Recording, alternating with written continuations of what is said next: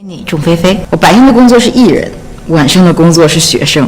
Hello， 大家好，我是仲菲菲，我是一个中非混血儿，我的妈妈是中国东北人，而我爸爸是刚果布人。Welcome to African Boss TV. Today we highlight the fascinating life of Zhong Feifei, also known as Winnie, who became the first African Chinese model to feature on the cover of Vogue China, and is a trendsetter for diversity in the Chinese entertainment industry against all odds. Her story began in Guangzhou, southern China, where Zhong Feifei was born in May 1996 to a Congolese father and Chinese mother. Guangzhou is the hub for Africans engaged in trade in China, often in small-scale business ownership and trade of other consumable goods. It is also a center for students from Africa. Zhong Feifei's father was attending graduate school when the strapping young man caught the attention of Feifei's mother. This union produced a beautiful baby girl of mixed features, and they would call her Zhong Feifei. It is reported that she was raised as a typical Chinese girl in a Chinese household by her mother's side in Guangzhou, as sadly her father died while she was a toddler. In school, Zhong Feifei reports that she was a victim of racist comments due to her curly hair and darker skin tone. The comments came from her peers and adults such as her teachers who were meant to protect her. A teacher once commented that she spoke perfect Mandarin as a foreigner in front of the whole class. This left a young Zhong Feifei confused as to why she was called a foreigner. The natural confidence and spark of the young girl began to diminish as she realized that she was not going to be treated like an average Chinese girl.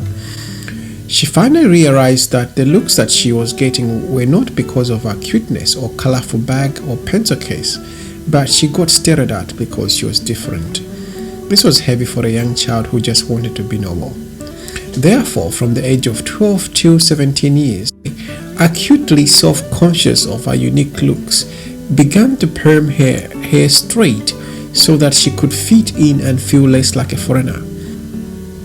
One day, as she went through her routine of straightening her hair, she noted a big chunk of her hair remaining in her hand. She looked at her damaged strands of hair with confusion. She felt sad as her hands went through the rest of the damaged hair from all the years of using chemicals. The idea of looking similar to her classmates to be treated as an equal suddenly felt absurd. She stood in front of her mirror, staring at a pair of scissors laying next to the dripping tap on the bathroom sink. The drops of water coincided with drops of tears which rolled down her cheeks as she picked up the scissors and chopped off her straight hair. Chunk by chunk, it fell off the floor. First she cut it halfway, but then continued to cut her hair as short as it could get. She felt liberated. Having been raised exclusively Chinese, her family decided to send her to the Democratic Republic of Congo so that she could experience her other side of the family and culture. It is from the Democratic Republic of Congo, also known as DRC, that Feifei reports her first huge cultural crash. She said in an interview, "I grew up in China and went to school with other Chinese kids. I wasn't growing up as much as a biracial child, like in a biracial way. So imagine a Chinese kid moving to Africa, and that would be me at that time." She further reflects on her cultural crisis and reports that it was because the environment was constantly telling her that she wasn't black enough. Zhong Feifei would eventually learn to converge all her experiences, accept the differences, and seek similarities from both cultures and embrace who she was. This was an important lesson as Feifei needed all her new philosophy and energy to deal with the storm of racial profiling later in life that would put her right in the middle of a cultural clash involving a subcontinent of over 1.4 billion people. After seeing the hardships in Congo, she reports of being hot-blooded in regards to peace and injustice. As she strolled the villages of Congo, she witnessed firsthand the suffering of Congolese children who had been orphaned by the conflict and other causes. One day while she was playing with a group of orphaned children, a little boy clung on to her hand, refusing to let go. As the red African sun signaled the end of the day, the children went back to the orphanage. Zhong Feifei's heart was heavy with sadness. She had to do something. "I am going to start an orphanage. These kids need help."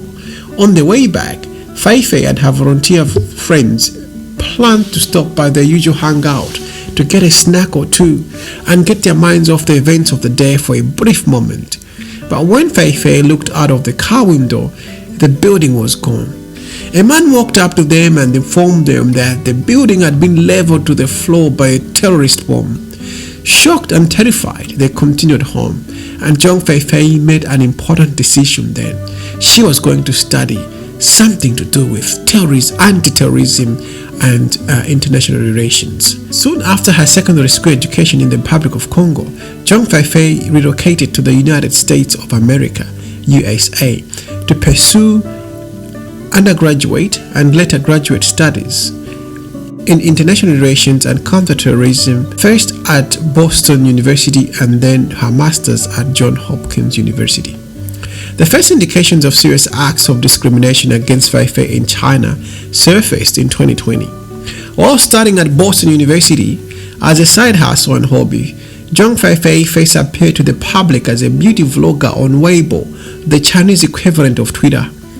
Clearly, she was no longer the naive girl that she was.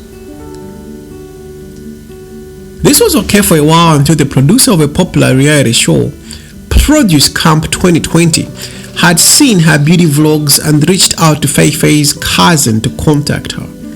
This reality show pitches 101 female trainees who compete with each other to fight for a position in a new pop idol group, with the final 7 girls forming the group. It is the same concept that brought the world the famous boy band BTS. Ask your local teenage girl, she might know BTS.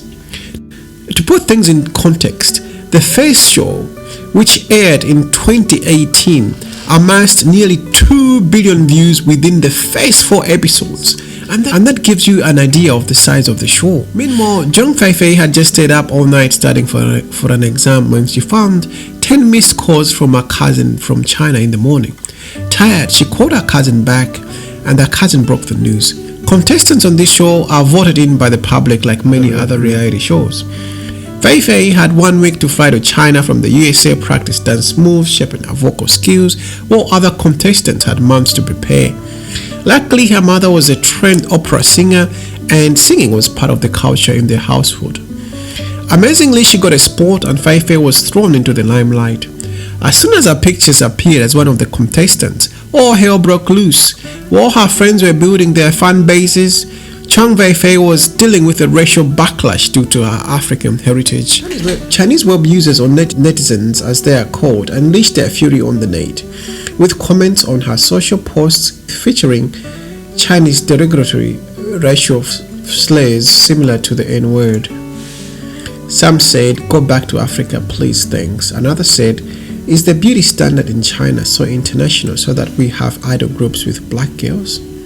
One commentator asked whether the ancestors of Chinese people in hell might become angry due to mixed-race people proudly branding themselves as descendants of the dragon. Zhong Feifei, now a young woman with tough skin, was not having any of it. The sum of all her experiences had built up resilience and strength in her. She was not going to fall apart. She responded, "If you don't know, go down to hell and ask them yourself. I am a living person who can't answer this question." Her reply went viral. On a positive note, Zhong Feifei had also received a lot of support from netizens, both in China and abroad, who defended her from these attacks, with comments such as, "A bunch of grown men attacking a girl because of her skin color is utterly shameful." "You are so beautiful, sister," someone said. "Don't worry about them. I can't believe people are hating on her just because she's half black when there is a fully white girl." This was in reference to another Russian K-pop star, Lana. As they say, the proof is in the pudding. Feifei would go on to finish a respectable 27th due to massive votes from her supporters. Despite the negativity fueled by racial hatred, Zhong Feifei has gone on to become a regular on TV, a budding model. She featured for Fenty Beauty, Louis Vuitton, Cartier, and others. Additionally, Zhong Feifei made an R&B song titled "Burn," inspired by her anti-terrorism studies and experiences. Zhong Feifei became the first Afro-Chinese to grace the cover of Vogue China. In October 2022, Feifei was featured in Vogue China from the Congo with the whole shoot done by a Congolese crew, a first for the magazine. It is just the beginning for Zhong Feifei, who has become an icon for cultural diversity in China. Thank you for listening, and please consider subscribing and also check out some of our travel vlogs.